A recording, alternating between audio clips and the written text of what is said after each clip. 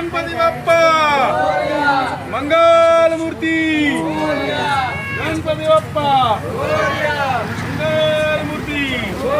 क्या बोल रहे? ढोल बजा नहीं रे। अच्छा कम लूंगा मालिक। ओ मालिक भैया ओ मालिक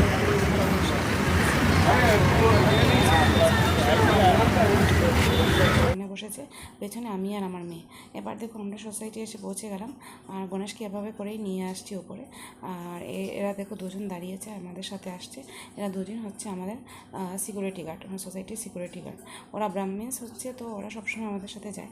আর এদিকে দেখো গণেশের মণ্ডপটাকে কুশল রেডি করে দিয়েছে, খুব সুন্দর করে রেডি করেছে। এবার ওর পায়ে এত ব্যথা মানে বসতে পারছে না, কিন্তু এবারেই ও সবচেয়ে বেশি ডেকোরেশন করছে আর বলছে যে এবার রেখে দেবো, নেক্সট টাইম আরও এরকম করা যাবে। যাই হোক, ও এত সুন্দর করে ডেকোরেশন করছে, ওকে আমি আর কিছু মানে ডিমোটিভেট করে নিয়ে বলে ঠিক আছে তুমি করো, তোমার ইচ্ছে করছে করো। কিন্তু রাত্রেবেলা পা অনেক ফুলেছিল, পায়ে অনেক ব্যথা ছিল। আর দেখো এই কাভারটা আমরা অ্যামাজন থেকে এনেছি, খুব সুন্দর ছিল।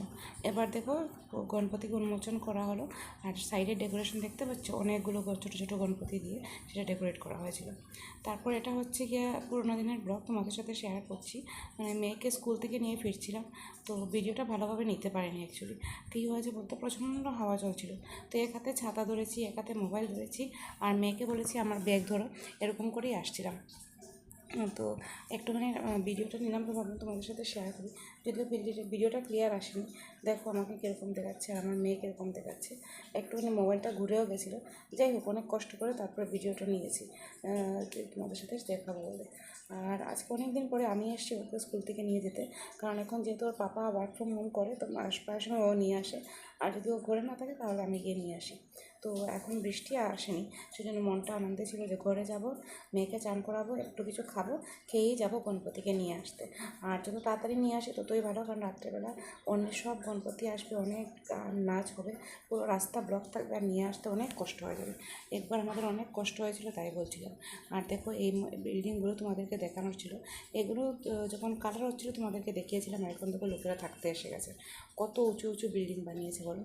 আর আমার তো ভয়ই লাগে ওইসব, কত উঁচু করে কী করে লোকেরা থাকে। যাই হোক, এটা ওদের ব্যাপার।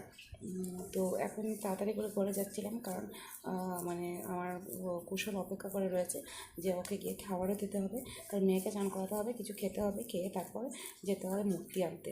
আর তাছাড়া এখনও আমার বাকি বাজার সব বাকি রয়েছিলো, মানে সবজি বাজারে বাকি রয়েছিলো, সেগুলো সবজি নিয়ে আসতে হবে, এই আর কি। তো তাড়াতাড়ি করে হাঁটছি এদিকে, আর যত তাড়াতাড়ি সময় পৌঁছাতে যাওয়া যায়, কারণ বৃষ্টি শুরু হওয়ার আগে পৌঁছে যেতে হবে আর তারপর সব কাজ করে নিতে হবে। তো অলমোস্ট পৌঁছে যাচ্ছিলাম ঘরে, ভাবলাম তোমাদের সাথে সেই ভিডিওটা একটু শেয়ার করে নিই, তাই করছি।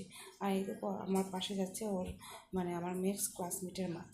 হরন্ত হে রম্য করুণাবুজো হে নমঃ ওম এক দন্ত মহাকায় লম্বোদর গজানন বিঘ্ননাশ হরন্দেব ধর্ম প্রণাম করুণা।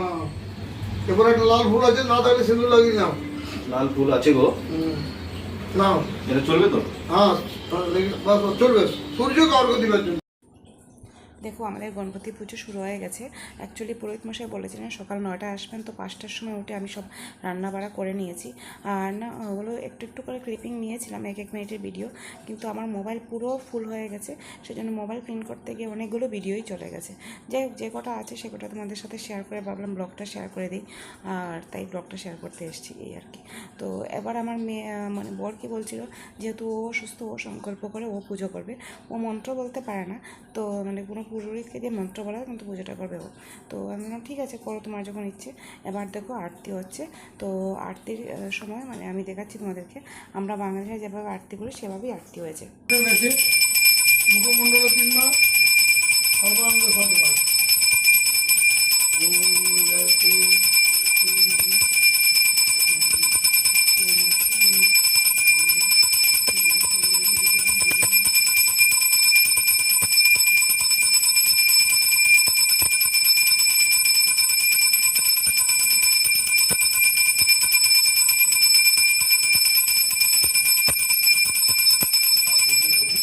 শাক বাজার খুব ভালো হয়।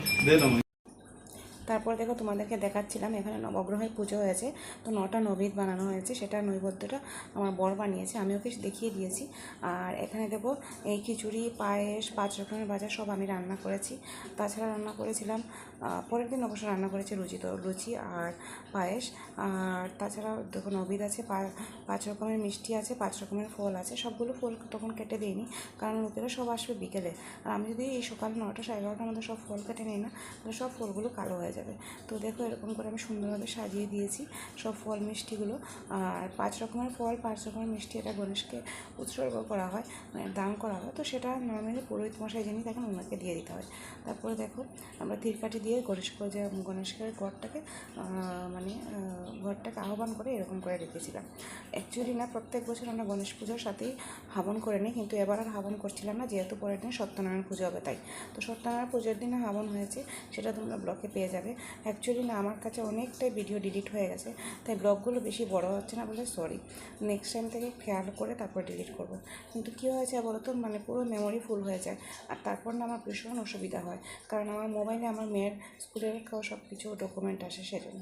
এটা হচ্ছে দেখো অখণ্ড দিয়া, সেদিনই আমার বর নিয়ে এসছে, একটা তেল দিয়ে জ্বালিয়ে দিলে পুরো দিন চলতে থাকে, পরের দিন গিয়ে বিসর্জনের পরেও সেটা চলে, এক রাত্র চলে, তারপর আমরা সেটা বুঝে দিই। আর এদিকে দেখো ভাবি, মানে আমার পাশে করে ভাবি ও রঙ্গোলি দিচ্ছিল। আর দেখো তোমাদেরকে দেখাচ্ছি, এটা হচ্ছে আমাদের বাড়ির মেন গেট, মেন দরজা। আর দেখো দরজা দুটোর পাশে দুটো ঘর, দুটো কলা গাছ বসানো হয়, সেটা আমরা সবসময় দাঁড় কলা গাছ বসাই, কারণ এটা হচ্ছে একটা শুভ জিনিস। তো শুভ জিনিসকে আহ্বান করার জন্য সবসময় এরকম করেই বসাতে হয়। তারপরে দেখো আমাদের